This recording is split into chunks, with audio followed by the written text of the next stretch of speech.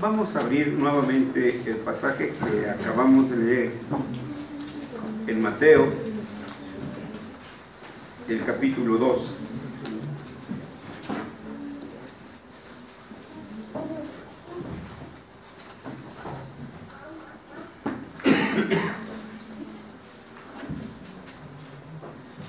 Si ya tenemos entonces Mateo capítulo 2,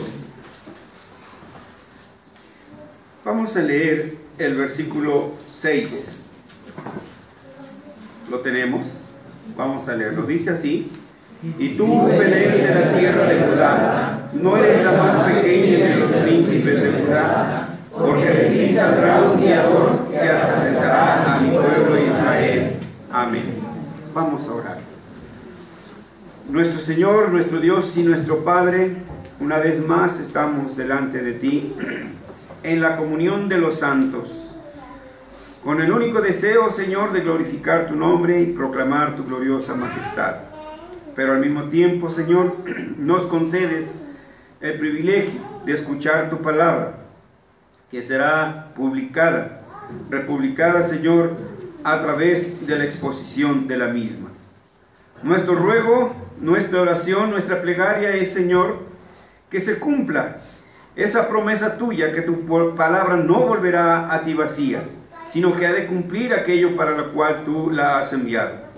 Señor, que nuestros corazones sean receptivos a tu palabra, por la milagrosa intervención de tu Espíritu Santo, iluminando nuestras vidas para darnos entendimiento acerca de tu voluntad para nuestras vidas, para que nos des los principios para vivir una verdadera vida cristiana, y para que, Señor, tengamos también esos principios que nos han de llevar a ser verdaderos profetas, Señor, ahí en la tierra donde tú nos has colocado. En el nombre de Jesús oramos. Amén. Mañana es 6 de enero. Nadie lo ignora, sobre todo los niños. Y otros que ya no son tan niños, pero que cuando se llega a 6 de enero se sienten niños. Después de que pasa 6 de enero, no, dicen: yo ya soy joven, yo ya soy adulto, ya quieren que ser tratados como adultos, según les convenga. En el vulgo, ese día es conocido como el Día de los Santos Reyes.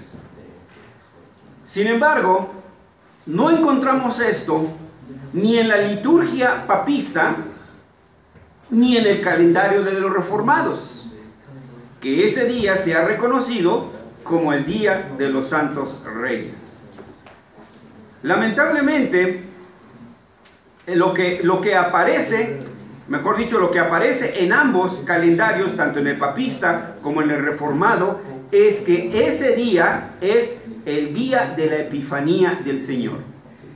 Si ustedes entran a la página del Vaticano, a la página web, ustedes van a ver que ahí dice no Día de los Santos Reyes, sino dice la Epifanía del Señor. Y en el calendario litúrgico de ellos va a decir la Epifanía del Señor. Si ustedes entran a algunas páginas web de algunas iglesias reformadas de Estados Unidos y Canadá y aún del mismo Europa, ustedes también van a encontrar que va a decir ese día la Epifanía del Señor. Pero ninguna vemos que diga Día de los Santos Reyes. Lamentablemente, en la liturgia papista, esta fecha, la Epifanía del Señor, se ha diluido debido a las tradiciones que han superado incluso a su propia doctrina. Y por otra parte, los reformados, entre los cuales nos encontramos los presbiterianos, minados por el evangelicalismo, han enterrado y hasta ignorado esta importante fecha en el calendario litúrgico de la Iglesia reformada. La Epifanía era una de las 3 fiestas más importantes de la Iglesia de los primeros 3 siglos. Nótese, antes que surgiera la Iglesia Católica Romana, la cual surgió en 1033, en ese gran cisma, esta celebración ya se llevaba a cabo. Repito, la Epifanía era una de las 3 fiestas más importantes de la iglesia de los 3 primeros siglos. Es decir, que tanto la iglesia apostólica como la patrística conmemoraban la Epifanía del Señor. La Reforma del siglo XVI se empeñó en reformar todo lo que los papistas habían deformado. Lamentablemente en México el Evangelio no fue traído primeramente por reformados, sino por evangelicalistas que vieron estas festividades como exclusivas de la iglesia papista. En un intento por recuperar estas festividades legítimas de la verdadera iglesia universal, esta tarde hemos de presentar el tema de la Epifanía del Señor. Y lo vamos a hacer en 3 puntos. En primer lugar, se presentará la base histórica de la Epifanía. En segundo lugar, el significado de la Epifanía del Señor. Y en tercer término, la Epifanía en la adoración cultica presbiteriana. ¿Qué relación tiene todo esto con nosotros? Iniciemos con el primer punto que ya ha sido anunciado. La base histórica de la Epifanía. La palabra Epifanía viene del griego epifaneia, que se traduce como manifestación. También da el entendido de aparición. Este término epifaneia sirve para indicar la revelación de algo. Algo que estaba oculto a los ojos de alguien, pero que en un momento dado puede verlo. Esta palabra, epifaneia, tiene su raíz en otros 2 vocablos griegos. La primera es la preposición epi. Epi significa estar por encima de algo. La otra palabra es el verbo faino. Este verbo faino traducido significa 1. Dar a conocerse. 2. Hacerse visible. 3. Revelar algo. 4. Mostrarse o manifestarse. Jesús se había manifestado a los pastores. Jesús se había manifestado incluso a los sacerdotes y al mismo Herodes. Pero no lo había hecho ante los gentiles. Nótese eso. Se había revelado a su propio pueblo, no a los gentiles. Son los magos, los primeros gentiles, y entre ellos nosotros, a los primeros que se les revela nuestro Señor Jesucristo. Y a eso es a lo que se le conoce como Epifanía. En hebreo, la palabra Epifanía se dice Hitgalú. En hebreo moderno existe otra palabra para esta fiesta, y que se lee Hag Notzri. Hag significa fiesta, Notzri es una raíz que nos lleva a los reyes. En otras palabras, significa la fiesta de los reyes. De estas 2 palabras, Hitgalú y Hag Notzri, la que se reconoce dentro de la literatura hebrea y la que tiene identificación con Epifaneia es Hitgalú, que significa en ambos, tanto en hebreo como en griego, manifestación. Entonces, la palabra hebrea más apropiada es Hitgalú, que al igual que Epifanía significan manifestación. Entonces, ¿qué significa Epifanía? La manifestación del Señor. Pero en este caso, en la fecha especial que estamos celebrando, es la manifestación del Señor a los gentiles. Entonces, el centro de la historia es nuestro Señor Jesucristo, no los Reyes Magos. Eso es lo que debemos de entender. Y esto es lo que debemos de enseñarle también a nuestros niños. Entonces, la Epifanía nos da la idea de una manifestación sobrenatural, una revelación milagrosa. Esta es la misma raíz que se usa en la traducción griega del Antiguo Testamento para referirse a las manifestaciones de Dios.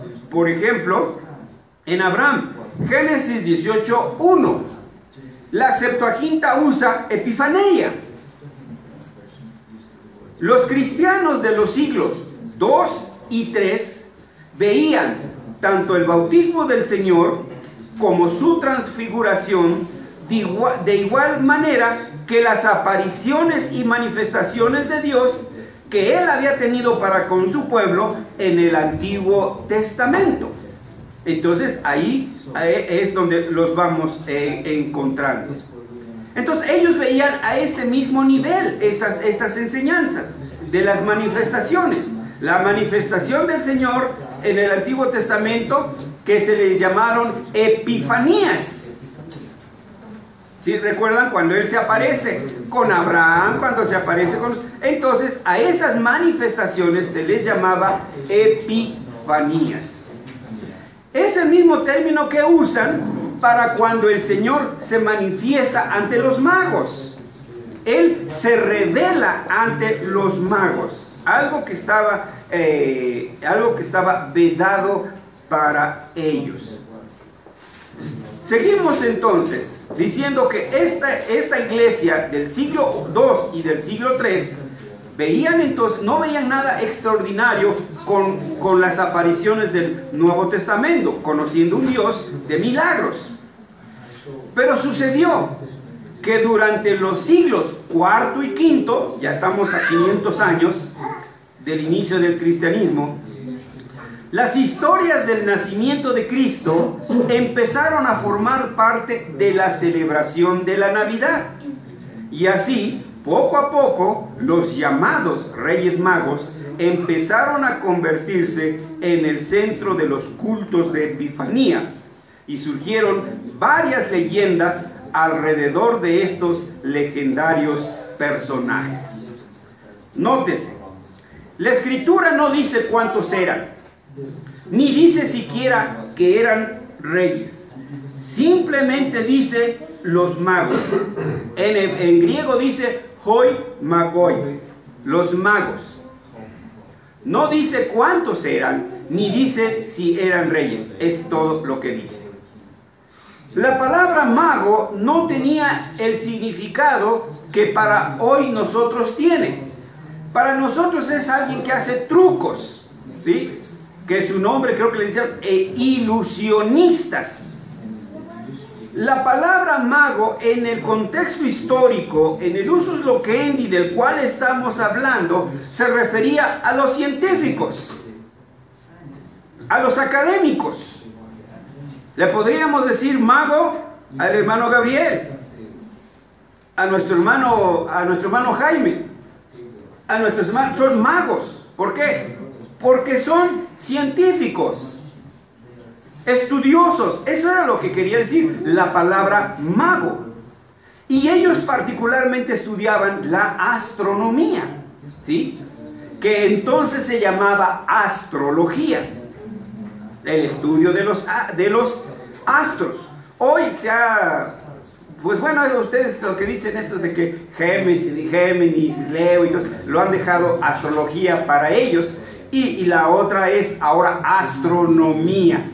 Pero igual es medio vago ese término de astros, estrellas, etcétera. Nomos ley, la ley de las estrellas. No, un momento, etimológicamente eso es lo que significa la ley de las estrellas. Dios le ha puesto leyes a las estrellas, es distinto. No que las estrellas tengan sus propias leyes. Entonces, cuando se alejan de las escrituras, empiezan entonces a surgir supersticiones, empiezan a surgir costumbres que después se hacen leyes. Por ejemplo, San Agustín, a quien respetamos tanto, pero no podemos ocultar cuando, después de todo era hombre común, pero cuando se equivocan, pues no podemos tampoco apapacharlos. San Agustín y San Crisóstomo sugirieron que los Reyes Magos, los llamados Reyes Magos, eran 12, como los apóstoles. Pero esto era mera especulación, hermanos. No hay nada escrito. El Nuevo Testamento, las Escrituras, no dicen absolutamente nada en cuanto al número. Ni siquiera la Escritura asegura que fueran reyes. Simplemente los llama sabios. Y así llegamos, a vuelo de pájaro, al siglo VI. Ya estamos a 700 años del inicio del cristianismo. Fue entonces cuando se dedujo que eran 3. ¿Por qué llegaron a la conclusión de que eran 3? Pues por los regalos. Porque uno ofreció oro. No dice ni siquiera que uno. Simplemente dice ofrecieron. Pudiera ser que uno de los 3 ofreció las 3 cosas: incienso, oro y mirra. Pudiera ser que otro solo ofreció oro. Pudiera ser que un tercero ofreció 6 de mirra, 6 de, etc. No es detallista la Escritura en ese punto.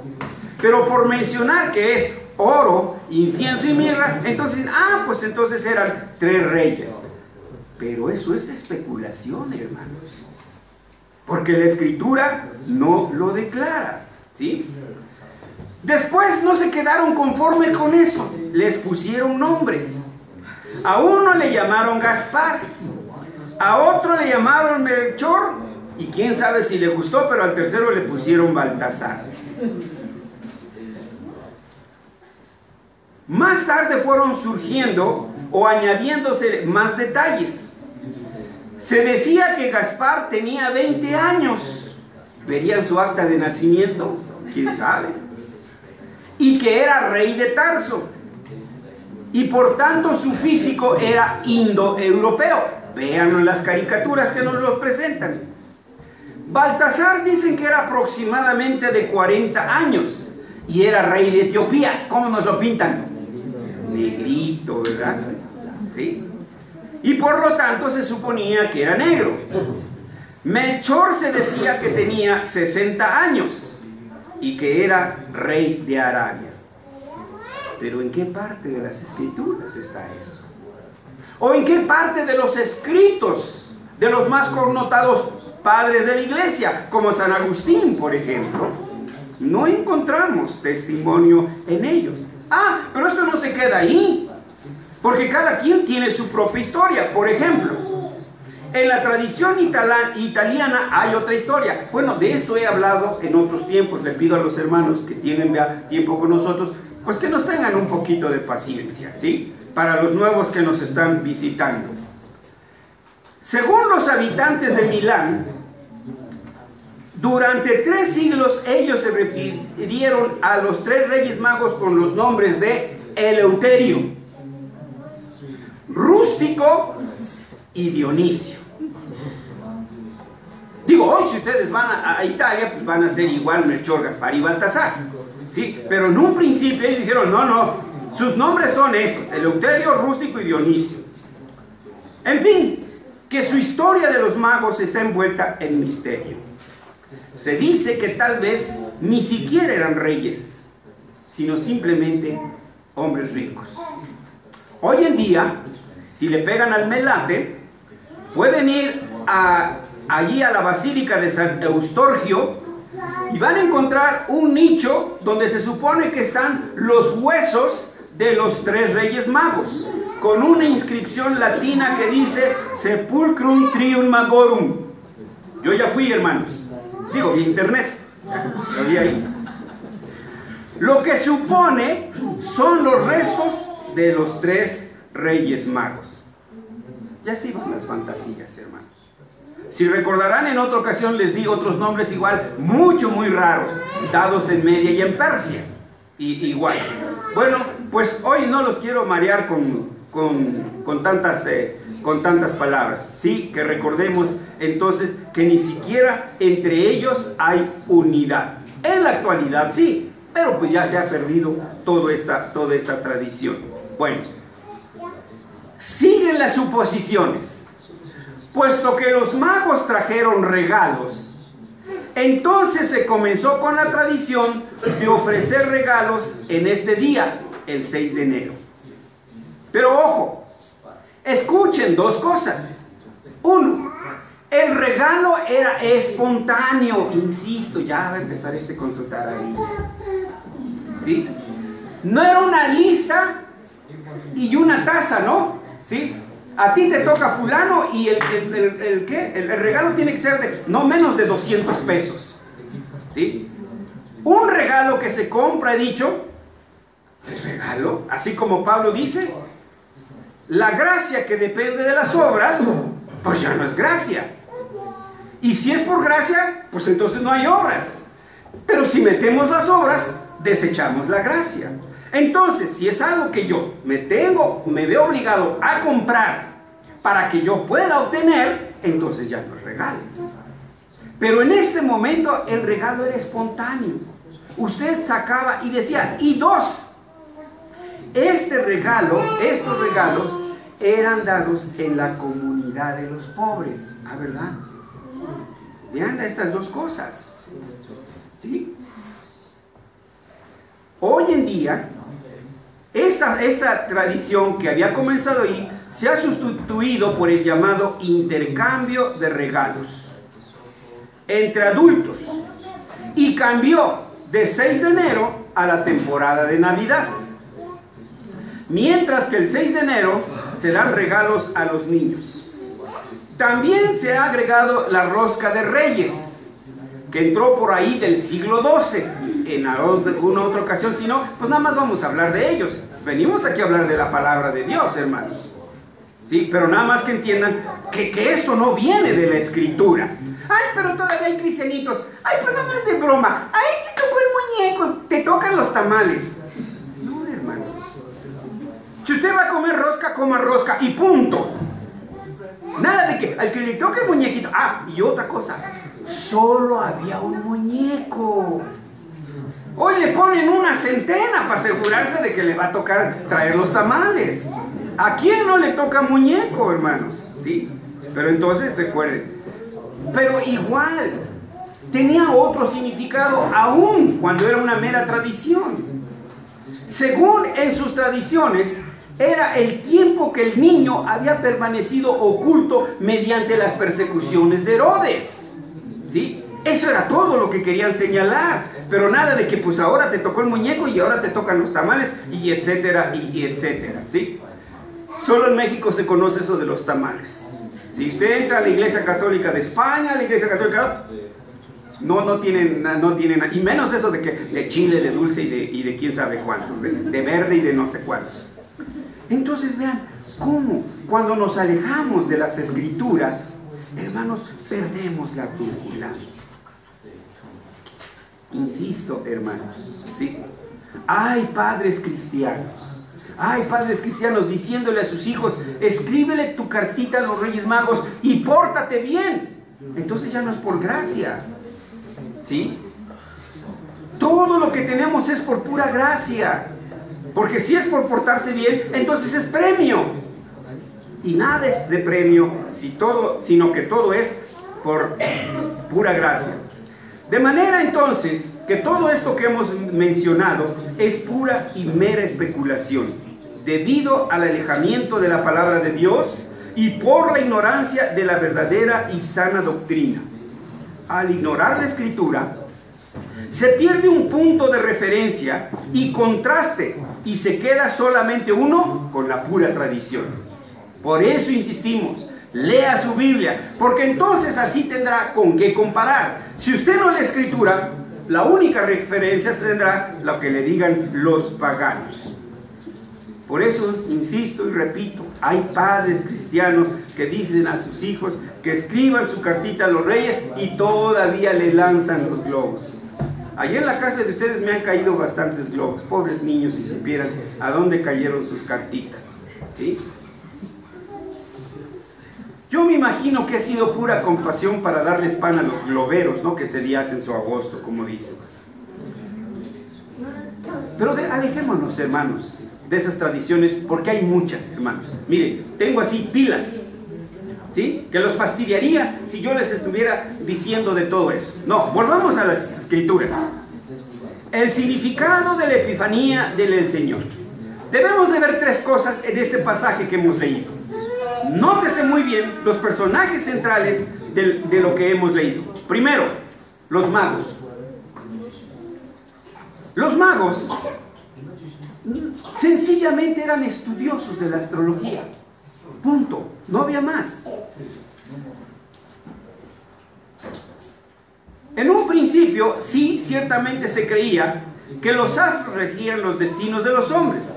Y estos magos, u hombres sabios, vieron en la estrella un brillo mucho más espectacular que el que estaban acostumbrados a ver.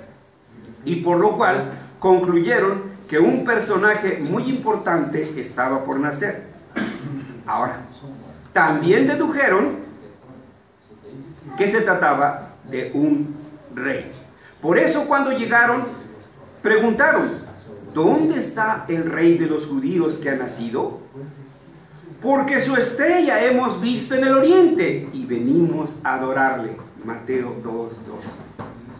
¿Quién era el motivo de adoración? ¿Los magos o Jesús? Entonces, el personaje central era Jesús. 2. En los libros de doctrina y de teología encontramos que Dios nos habla a través de la revelación general y a través de la revelación especial. ¿Cuál es la revelación general? ¿Alguien lo recuerda? La naturaleza, la creación. La naturaleza, la creación. Dios le estaba hablando a los reyes a través de su creación. ¿No nos dice eso el mismo el apóstol Pablo? Porque su eterno poder y deidad son claramente visibles. ¿De qué? De las cosas, de la naturaleza. Hebreos 11, ¿qué dice? 11:1. Dios habiendo hablado en otros tiempos de muchas maneras, hoy nos ha hablado por su Hijo Jesucristo. Entonces Dios los estaba llamando, Dios les estaba hablando. Pero ¿fue suficiente la revelación natural? ¿Fue suficiente la revelación de la naturaleza? No.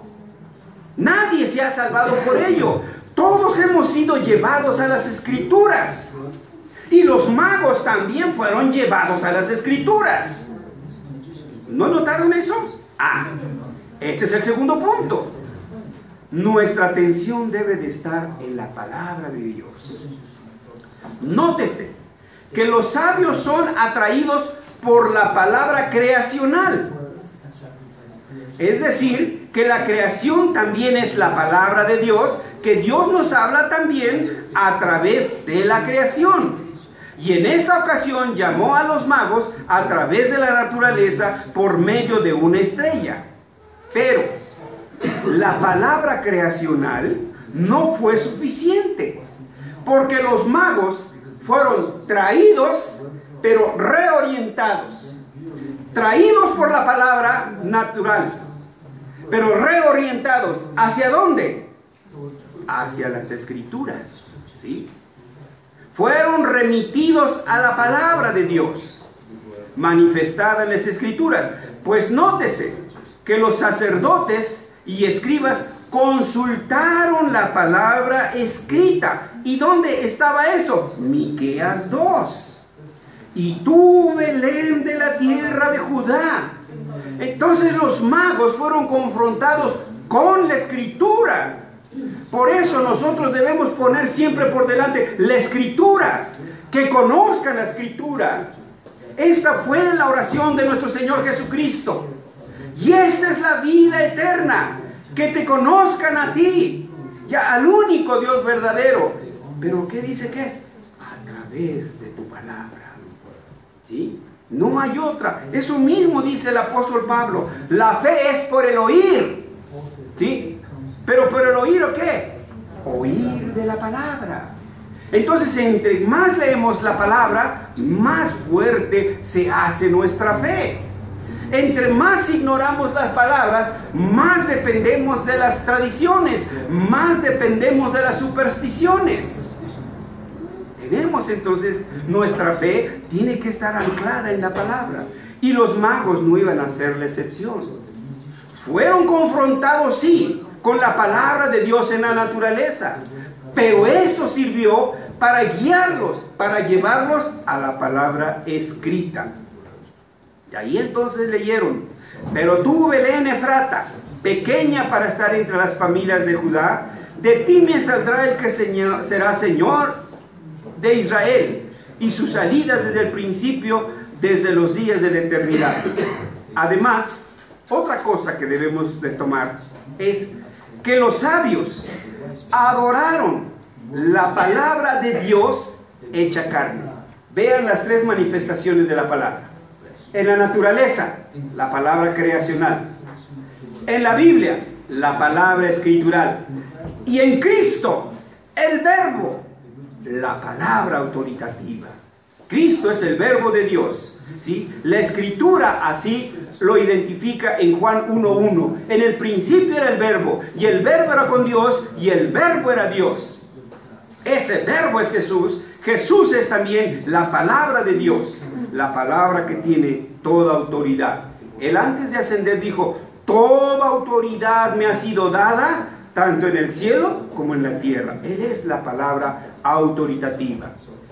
El Espíritu Santo dejó registrado las palabras del Padre que salieron desde las nubes en el bautismo de nuestro Señor. Este es mi Hijo amado, a Él oí. El que rechaza al Hijo, rechaza al Padre. Nadie puede decir que ama a Dios si rechaza a nuestro Señor Jesucristo. La tercera cosa que debemos de ver de este pasaje que hemos leído, del relato de los magos que vinieron de Oriente a adorar a Jesús, es que el personaje central es Cristo, no los reyes. Porque los magos vinieron a adorar al que es Rey de los judíos. Dos, no vinieron ellos de por sí solos, sino que fueron traídos por Dios mismo. Pero además fue Jesús quien se reveló a ellos. Fue Jesús quien en su gracia les hizo ver que el Rey había llegado. Hasta ese momento los magos habían dependido solo de sus conocimientos. No, pues yo sé raíz cuadrada, no, pues yo sé esto, no, pues yo sé lo otro, no, pues en el laboratorio esto, no, pues acá. Sus puros conocimientos. Pero al llegar a Judá, fueron remitidos a la palabra escrita. Y como la fe es por el oír, y el oír por la palabra de Dios, les fue concedida la fe para adorar a Jesús. Si no se tiene fe, no se puede adorar a Jesús. Porque solamente por la fe se puede ver a Jesús, el Hijo de Dios. Y aún así, ustedes saben que la fe no es algo que brote espontáneamente del hombre. La fe no es un atributo humano. La fe es un don de Dios. Por eso Cristo siempre estará oculto y seguirá oculto para todos aquellos hombres y mujeres, jóvenes y niños que viven en sus pecados y miserias. Solo hasta que Él en su gracia se les revele. El pecado oculta siempre las bendiciones de Dios. En cambio, para los cristianos, para usted y para mí, Cristo es la epifanía de Dios. Y solamente a los que Él quiso. ¿Quién dicen los hombres que soy? Mateo 16, versículos 16 y 17. La respuesta de sus discípulos fue: pues unos que un profeta, unos que este, unos que el otro. Pero luego el Señor dijo: no, ustedes, ¿quién dicen que yo soy? Y la respuesta fue de Pedro: tú eres el Hijo de Dios, el Hijo del Dios viviente. Y le dio sus palmadas el Señor. ¡Qué listo eres! ¡Qué inteligente! ¡Qué sabio! No, hombre. A ti te voy a poner allá en la Basílica de San Pedro, allá en Italia. Eso dijo. Bienaventurado, bendito Pedro, porque no te lo reveló carne ni sangre, sino mi Padre que está en los cielos. Es por revelación, hermano. Debemos sentirnos agradecidos que Dios nos quitó la venda, que nos hizo ver a nuestro Señor Jesucristo, que nos hizo ver nuestros pecados, y que si nos hizo ver que si no nos arrepentíamos de nuestros pecados y veníamos a adorar a ese Rey de Reyes, nuestra vida no tendría significado, y nuestro final, ustedes ya saben dónde será, de aquellos renuentes. Por consiguiente, llegamos al tercer y último punto. Teniendo ya todo este contexto, el contexto histórico y el contexto exegético que hemos presentado, ahora, la tercera pregunta es, ¿qué lugar ocupa la Epifanía en la adoración cúltica de los presbiterianos? ¿Por qué nosotros tenemos que celebrarla? ¿Por qué nosotros tenemos que manifestarla? Si somos fieles seguidores de la Iglesia de la Reforma, como ella lo fue de la Iglesia antigua, entonces debemos comenzar por recuperar nuestro legado histórico litúrgico. Y por lo tanto, la celebración de la Epifanía deberá ser un tema de nuestro calendario litúrgico. Y sobre todas las cosas, téngase presente que el tema propio de la Epifanía es la manifestación de Cristo Jesús a los gentiles, no a la adoración de los llamados Reyes Magos. Ahora, nótese.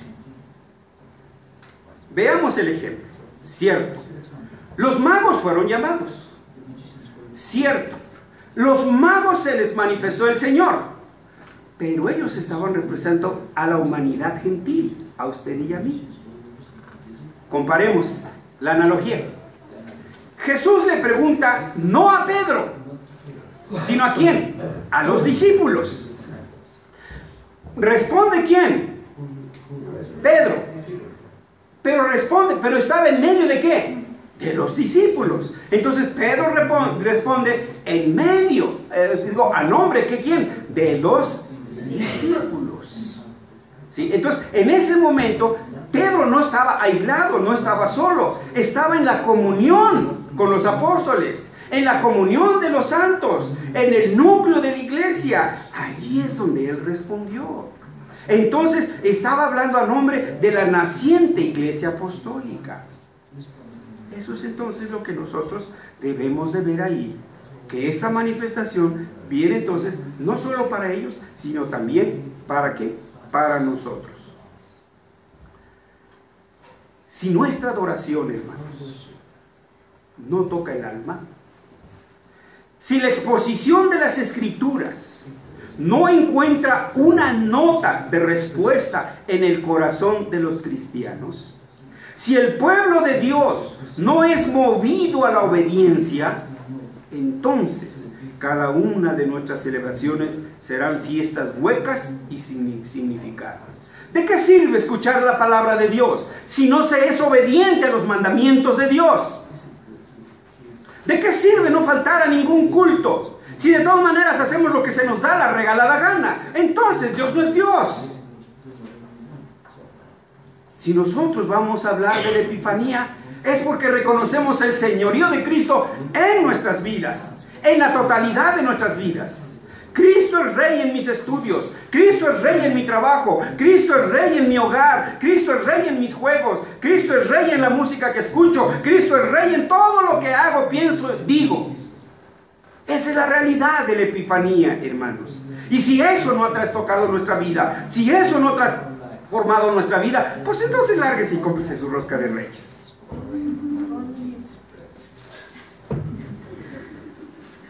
Entonces, hermanos, para nosotros tiene mucho más impacto.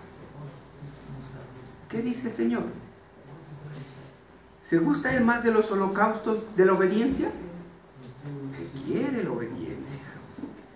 Así que, hermanos, en la celebración de la Epifanía, la palabra es predicada para que surjan cosas maravillosas de la Escritura. Y nuestra actitud sea como la del salmista que dijo: abre mis ojos y miraré las palabras de tu ley. Entonces, ¿qué hacemos en la Epifanía? Abrir la Escritura, leer el pasaje que dice la Escritura y explicarlo. Esa es toda la celebración de la Epifanía. ¿No hay roscas?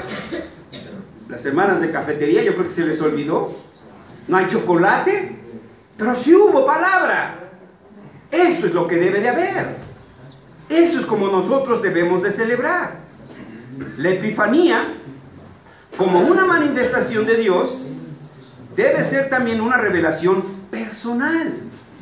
Cada uno de nosotros en forma particular debe poder decir como el apóstol San Pablo: y por último, se me apareció a mí. Primera de Corintios 15:8.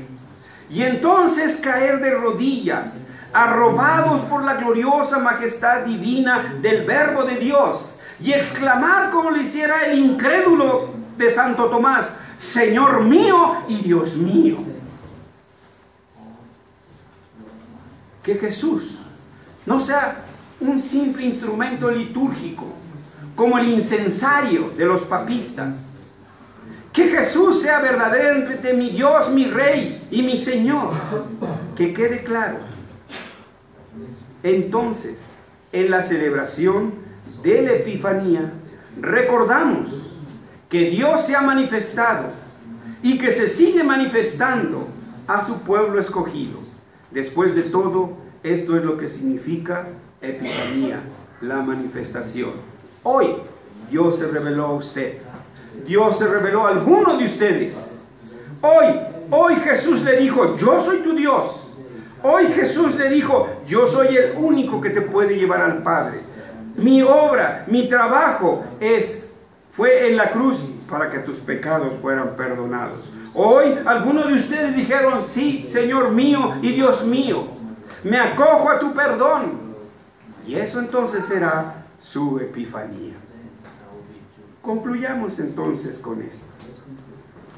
Con la exposición de hoy, se ha querido aclarar que el 6 de enero es la celebración de la Epifanía de Cristo, no la adoración de los Reyes Magos.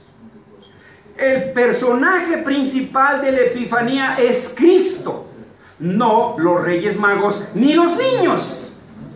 Con todo y que los queremos mucho. Yo los quiero mucho. ¿Sí? Pero hemos dicho, ¿quién es el personaje central? Ahora pues, como testigos de Cristo, debemos manifestarle al mundo el verdadero significado de la Epifanía. Que los abuelos se las expliquen a los padres y a los nietos. Que los padres se los expliquen a los hijos, incluso a los sobrinos.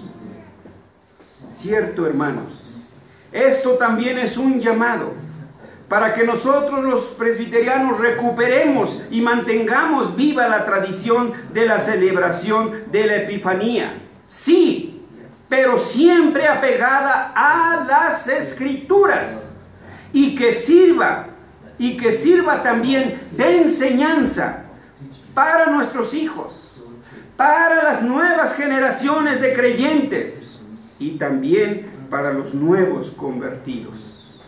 Hoy Dios quiso que nuestros hermanos que empiezan a venir con nosotros descubrieran esto y vieran otra dimensión de esta festividad que es de dominio universal en el occidente, pero de una manera distorsionada.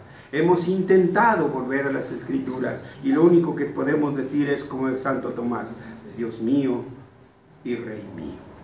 Vamos a orar. Señor, gracias te damos por tu palabra, siempre fresca. Queremos pedirte que fortalezcas nuestra fe con tu palabra escrita, para que no seamos seducidos y arrastrados por las costumbres, Señor, de este mundo, que no te ama, que no te quiere, que solo busca pretextos para dar rienda suelta a sus concupiscencias. Señor, concédenos ser verdaderos profetas en este mundo tuyo, para decir con tu palabra: así ha dicho Jehová. Concédenos, oh Dios, las oportunidades también para manifestar que la verdadera Epifanía es en nuestro corazón, Cuando tú con tu palabra y con tu espíritu nos has revelado nuestra verdadera condición humana y el destino de nuestra condición humana si no nos arrepentimos de nuestros pecados. Pero igual que hiciste con tu siervo David, al punto que le revelaste su pecado, al mismo punto le revelaste tu gracia. Le dijiste, tus pecados son perdonados. Así nosotros que podamos ver, Señor, denunciar el pecado, pero al mismo tiempo aclamar a la sangre de Cristo y remitirlos a la sangre de Cristo, al perdón que tú nos ofreces por la sola fe en la obra de nuestro Señor Jesucristo. Que esa sea nuestra epifanía y la de cada uno de nosotros y de aquellos a quienes nos permitas darle testimonio. En el nombre de Cristo Jesús. Amén.